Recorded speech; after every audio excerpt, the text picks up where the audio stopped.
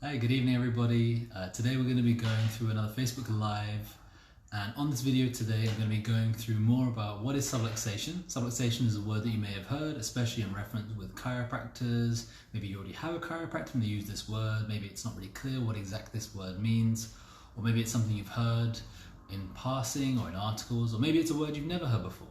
So today I'm going to be explaining more about what subluxation is, what kind of effects this can have on your health, and then of course how this is dealt with primarily by chiropractors.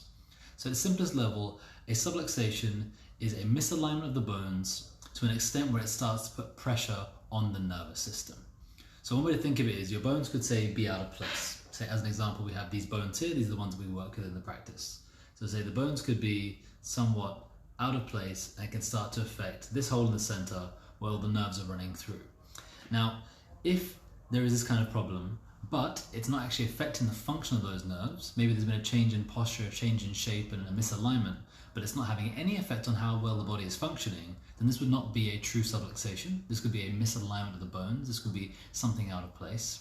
However, for there to be a true subluxation, there needs to be certain different components. So as well as having that misalignment and having this, what we call occlusion, or this reduction in size of this space through here, there also needs to be pressure on the nervous system, which leads to some level of interference. So it's not just the bones being out of place or that there's some problem happening in the nervous system. It needs to be this combination of both for it to be a true subluxation.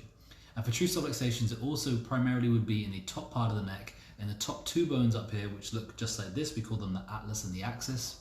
And the reason why it's in these ones more so than the others is that when we look at these bones, of course these are a model, but for these bones in the real person, we will not have a disc in between them. Whereas when you're looking at all of the bones throughout the rest of the spine, they're going to have a disc and they're also going to have interlocking intervertebral joints between them. And what that means realistically then, if you look at the research, that the movement of those bones is extremely limited. The amount they can move is going to be stopped by all the other bony facets going along them. So we can see here, when we look at this model, we can see these parts where they're overlapping and they're coming over each other, say here and here, and they're really closing things in. And you can see this very well when looking at the back as well, as it looks like the bone is kind of just sitting over the one underneath it, and that's how it goes all the way through. What this really means then is that these bones cannot truly come out of place anywhere near to the extent than it would for these top areas. So what will happen then is those lower segments, they may start to be slightly, and I mean very, very slightly out of place, and it may start to irritate some of the ligaments or the smaller nerves or even the muscles around that area. But it would not really be as much of an occlusion of that bony space because there is a very limited amount that the movement can even be. If it was to move too far, it would actually lead to a fracture. It would be something much more extreme and something you certainly shouldn't be seeing a chiropractor for. But in these top two bones, because they are so movable and because there is so much mobility possible for this area, it does mean there can be this true subluxation, and because there is this problem there and so much movement can happen, it can start to really have an effect more systemically throughout the rest of the body. So when we talk about the extent of what can happen here, one way to think of it is, one of the reasons of course these bones also are very important is because your brainstem is running through it. And I won't get too much into what the brainstem does, but it's a bit like a control center or a fuse box for your body. So I want to say this building I'm in right now, if I was to cut the wires to my laptop, it's going to turn off just the laptop. But if I was to put a hammer into the fuse box, it could turn off everything. It could turn off the lights, it could turn off the laptop, it could turn off the TV, it could turn off everything that's around me. And that's because the fuse box is connected to all those different parts and it's helping to direct the electricity in all those different areas. And it's quite similar with your brainstem as well. It is the same control center and it can have influences on your breathing, your digestion, your heart rate, your immune response, your balance centers, and also the cranial nerves, which are the ones supply all of the information around the head, the neck, the shoulders, the face, down the jaw, and also down the arms to the fingers as well. So if there is this effect at that top level, it can start to affect those other areas. And the other thing that can happen is, say if we do have this misalignment here. So the brainstem, as we talked about, that fuse box, it's only about that tall. It's not very big. So as it runs through here, we want to make sure, of course, that that hole is as big as possible.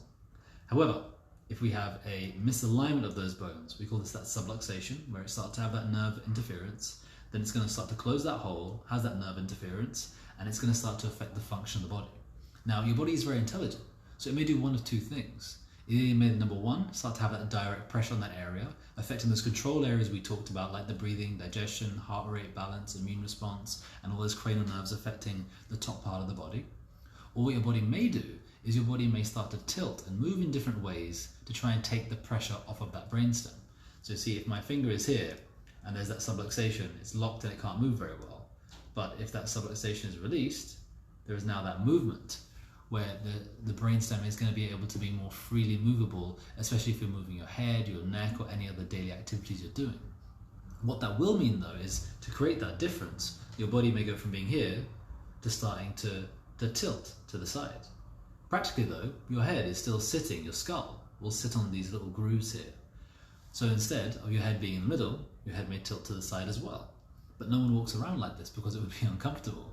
So instead you'll start to adapt and you'll start to compensate in different ways, and instead you may bring the shoulders across. But now the shoulder is a bit lower.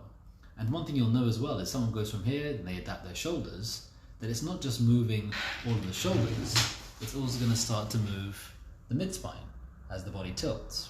And that's going to start to affect the lower spine, that can affect the hips, and that can even lead to the legs being unequal and one appearing to be longer than the other. Even though really there's nothing wrong with the legs themselves or even the hips, it's more how the body is compensating to make up for the difference. It's a little bit like, say, if you have a problem with your house with the foundations. If the foundations are off, your floors, your walls, your ceiling, everything starts to become crooked. And even though it's important to fix those things, really, the foundation has to be the very first thing, because otherwise those problems will they're just going to keep repeating and repeating over and over again. And same for the body, but I know it's a bit confusing, but because the brain is at the top, humans are kind of upside down. And instead of there being an effect from the bottom down, which they can potentially be, with subluxation, this can start to affect things from the top down to the rest of the body instead. So if there is this change, it can start to lead to other problems with posture, such as things like scoliosis, such as other changes in posture, even poor posture coming forward, because the way that your body comes forward may also be a way that your body is trying to compensate for that pressure at the top level. So to summarize, in terms of what subluxation is, this is really just a misalignment of those bones, which leads to some level of nerve compromise and nerve interference. And this can have a widespread effect potentially on the rest of the body and can be an exacerbating factor for other problems that you may already have. One way to think of it is if you're already dealing with some sort of illness or some sort of issue, you always need to have some level of healthy nerve supply. It's like if you had some sort of serious condition and you're having bad food, you're always going to be better having a healthier diet. And it's the same thing with this nerve interference. Whether it's causing any symptoms or not, if the bones are out of place and they're affecting the neurology as it runs through, you are always going to do better and heal better without this kind of problem. This is why we would always advocate for our patients to be checked on a regular basis, usually months at a time, and also for checking people even if they're not symptomatic, especially at a young age, because we want to make sure, of course, we prevent issues as well as making sure that we're getting them better, kind of like seeing a dentist to make sure we're not getting cavities, we're not having teeth issues. If anyone has any questions about subluxation, about anything else to do with chiropractic, feel free to put them in the comments. You can give us a call on 8438-9550, or you can email help@vitalitychiropracticcenters.com, and we'll make sure to give you a call back and discuss your case. Have a good evening, everyone.